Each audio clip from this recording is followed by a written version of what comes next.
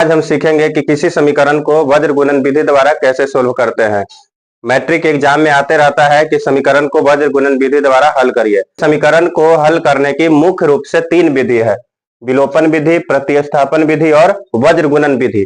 वज्र गुणन विधि में एक गुना होकर एक फॉर्मूला बनता है, तो हम इस फॉर्मूले को एकदम आसानी से समझ लेंगे। तो चलिए हम एक एग्जाम्पल के साथ इस विधि द्वारा एक समीकरण को सोल्व करके हम दिखाते हैं। तो चलिए बोर्ड पर ध्यान दीजिएगा। कि सबसे पहले क्या करना है कि आपको ऐसे लिख देना है एक्स वाई और 1, A1 B1 C1, A2 B2 और C2। अब इसको क्या करना है कि x बटा x के सामने और इस इधर सामने दोनों को हटा दीजिए, गायब कर दीजिए। x के सामने और इधर सामने दोनों समझिए कि गायब हो गया, तो बचा कितना, ये चारों बच गया। इसमें क्रॉस गुना कर देना है, यहां से लेकर B1 C2 माइनस ये दोनों B2 C1 बराबर। अब x का काम हो गया। अब y बटा y के सामने वाला गायब, y के अगल बगल गायब, तो क्या बचेगा, A1 A2 C1 C2। तो यहां से यहां गुना करेंगे, A2 C1 minus A1 C2, y का काम खत्म। अब 1 पे आएंगे, 1 बटा 1 के सामने और इधर सामने गायब, बच गया ये चारों, तो यहां से गुना करेंगे A1 B2 minus A2 B1। बस इतना ही का जरूरत है। उसके बाद क्या करेंगे, इसको इससे तुलना करेंगे और एक बार यहां से यहां तुलना करेंगे।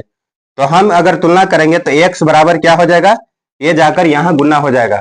तो x बराबर होगा B1 C2 minus B2 C1 बटा A1 B2 minus A2 B1। x का मान निकालना है तो आपको यहां से निकल जाएगा। y बराबर ये जाकर ऊपर चल जाएगा, तो A2 C1 minus A1 C2 बटा A1 B2 minus A2 B1। यही y इक्वल टू हुआ। तो समझ गए होंगे। तो चलिए इस पे एक हम क्वेश्चन बनाकर दिखाते हैं। तो चलिए एक क्वेश्चन है 2x प्लस वाई बराबर 5, 3x प्लस 2y बराबर 8। हम इस क्वेश्चन को सोल्व करते हैं। तो देखिए ये तो है रैखिक समीकरण, तो इसको हमको बनाना पड़ेगा कि रैखिक समीकरण का जनरल फॉर्म क्या होता है। तो किसी भी रैखिक समीकरण का जनरल फॉर्म होता है ax plus by plus c बराबर 0। यही होता है general form, ax plus by plus c equal to 0।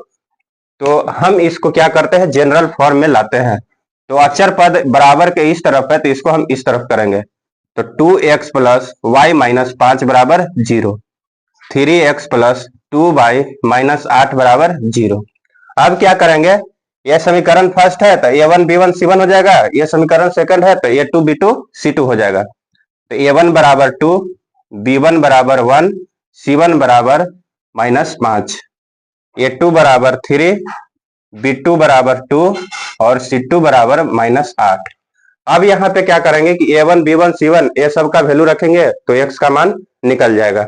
देखिए हम रख कर बताते हैं।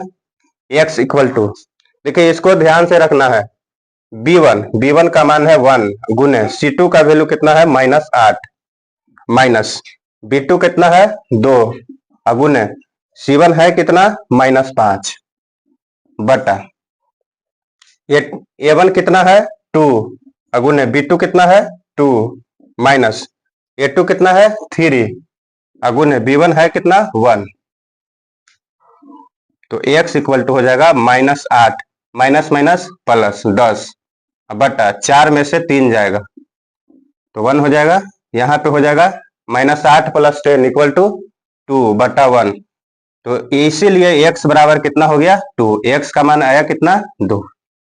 अब यहाँ पे y इक्वल टू रखते हैं, y बराबर A2 है कितना 3 अगुने C1 है कितना माइनस 5 माइनस A1 कितना है 2 अगुने C2 कितना है माइनस 8 अब बटा, देखिए नीचे दोनों का क्या है सेम है, तो इसका वैल्यू कितना आया है 1, तो इसको 1 रख देंगे।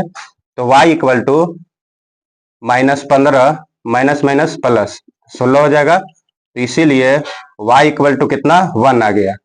तो इस समीकरण का आंसर जो आएगा x बराबर 2 और y बराबर 1, यही आंसर होगा। तो देखिए 5 नंबर का आता है मैट्रिक एग्जाम में। तो आप इसको रट्टा नहीं मारना है, जैसे हम बनाने के लिए बताए हैं वैसे आप क्या करिएगा, जो कॉपी में आप लिख रहे होंगे वहां से बना लीजिएगा। इसको रट्टा नहीं मारिए, वहां से आसानी से समझकर बना लीजिएगा।